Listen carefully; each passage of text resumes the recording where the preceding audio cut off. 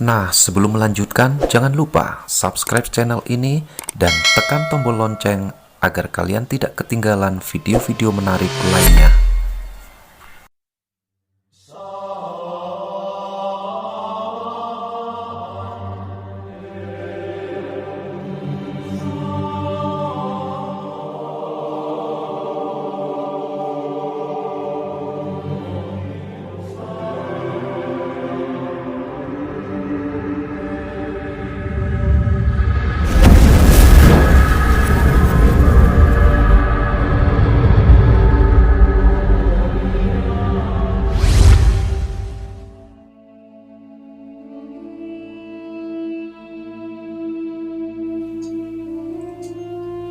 Dari Tanjung Priok, Jakarta, kapal Tampomas II bertolak pada Sabtu 24 Januari 1981, tepatnya pada pukul 19.00 waktu Indonesia Barat. Kapal berisi muatan penuh orang dan barang ini seharusnya berangkat pada tanggal 23 Januari 1981. Namun, karena ada kerusakan mesin, pemberangkatannya harus molor sehari. Di atas kapal terdapat 191 mobil, 200 sepeda motor, dan diperkirakan 1.442 orang. Dari jumlah itu, yang tercatat secara resmi sebanyak 1.054 orang. Sisanya adalah penumpang gelap. Setelah sehari semalam melintasi lautan, mesin kapal rusak di Minggu malam 25 Januari 1981. Yaitu pada pukul 20.00 waktu Indonesia Tengah. Hal ini karena adanya kebocoran pada bahan bakar. Api pun mulai menyambar dan kru mesin mati-matian memadamkannya dengan alat pemadam portable. Api lalu menjalar ke kompartemen mesin karena pintu dek terbuka. Usaha pemadaman menemui jalan buntu saat air untuk memadamkan api tak bisa disemprotkan karena generator mati. Api tentu saja semakin berkobar keluar ruang mesin, bahkan sampai ke ruang tempat disimpannya mobil dan sepeda motor yang berbahan bakar. Setelah api makin sulit diatasi, Kapten Abdul Rifai, sang nakoda, mengambil keputusan mendamparkan kapalnya ke pulau terdekat. Namun usaha itu gagal karena baling-balingnya tak bisa berputar. Matinya listrik membuat radio mati dan pesan ke kapal lain atau syah bandar pelabuhan pun tak bisa dikirim.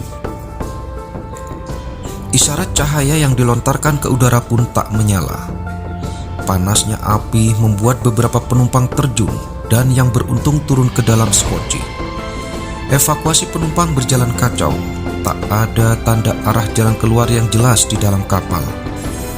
Bahkan ada awak kapal yang menurunkan sekoci untuk dirinya sendiri. Tampomas II makin berada dalam bahaya. Munculnya matahari pada 26 Januari 1981 yang menerangi lautan di sekitar Tampomas, dan kobaran api yang terlihat dari kejauhan pun jadi isyarat bagi kapal yang melihatnya. Tampomas II butuh tindakan penyelamatan. Datangnya hujan deras pagi itu membuat kapal makin dipenuhi air. Kapal motor Sangihe di bawah komando nakoda kapal Kapten Agus K. Sumirat adalah yang pertama kali tiba. Mu'alim J. Bilalu dari KM Sangihe melihat kepulan asap yang semula dikiranya datang dari sumur minyak lepas pantai Pertamina. Markonis KM Sangihe, Abu Bakar, kemudian mengirim pesan telegraf pada pukul 08.15 terkait nasib Tampomas II. KM Ilmamui menyusul untuk melakukan pertolongan dan tiba pada pukul 21.00. Disusul 4 jam kemudian oleh kapal tanker Istana VI dan kapal-kapal lain, yaitu kapal Adi Guna Karunia dan KM Sengata milik PT Poradisa Lines. Ruang mesin Tampomas II akhirnya meledak pada pagi 27 Januari esoknya, kapal pun makin dipenuhi oleh air laut. Ruang propeller dan ruang generator turut pula terisi air laut dan kapal miring 45 derajat.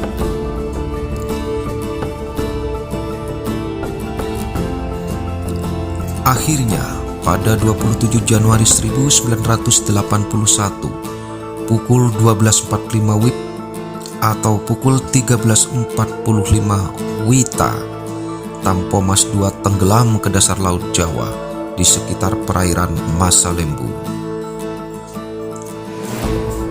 Perairan ini terkenal sebagai segitiga bermudanya Indonesia. Kapten Abdul Rifai bersama ratusan penumpang yang tak terselamatkan pun jadi korban tragedi Tampomas II nan naas itu. Kisah tenggelamnya kapal itu ditulis Bondan Winarno dalam Neraka di Laut Jawa, Tampomas II, berdasarkan hasil reportase Sinar Harapan dan Mutiara.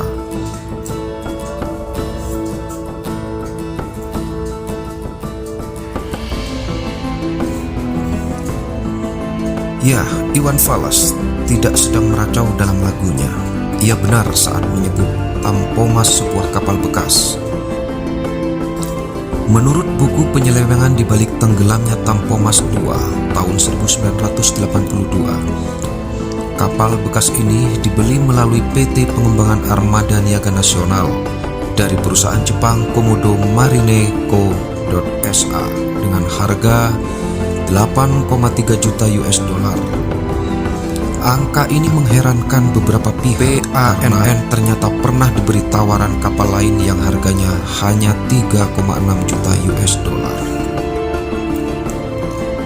Namun entah mengapa, PANN ternyata memilih dengan harga 8,3 juta dari perusahaan Jepang tersebut.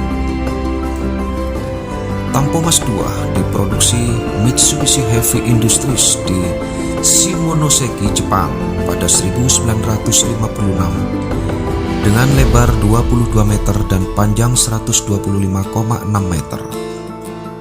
Kapal ini berjenis roll-on roll-off dengan tipe screw dan berbobot mati 241990 DWT.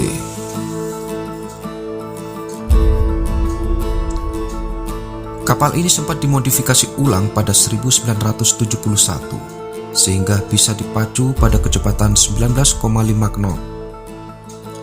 Memorandum of Agreement pembelian kapal tercatat pada 23 Februari 1980 dengan Yunus Effendi Habibie alias Fani Habibie, yaitu adik dari B.J. Habibie, bertindak sebagai ketua steering komite pembeliannya. Tapi ia menampik bertanggung jawab soal spesifikasi kapal. Saya hanya bertanggung jawab atas pembuatan MOA. Saya tidak bertanggung jawab langsung atas sesuai atau tidaknya kapal yang diserahkan dengan persyaratan yang dicantumkan dalam MOA, ujar Fani Habibie yang mantan kapten pada Angkatan Laut zaman Soekarno. Ya, Tampomas adalah nama sebuah gunung di Sumedang, Jawa Barat. Ia menjadi nama bagi kapal yang beroperasi sejak Mei 1980 di bawah bendera PT Pelni. Kapal bekas tua dan tak terawat ini harus bekerja keras seperti kapal baru. Akhirnya, ia pun tenggelam di hari naas itu. Sebanyak 666 orang menjadi korban. Sungguh tragis.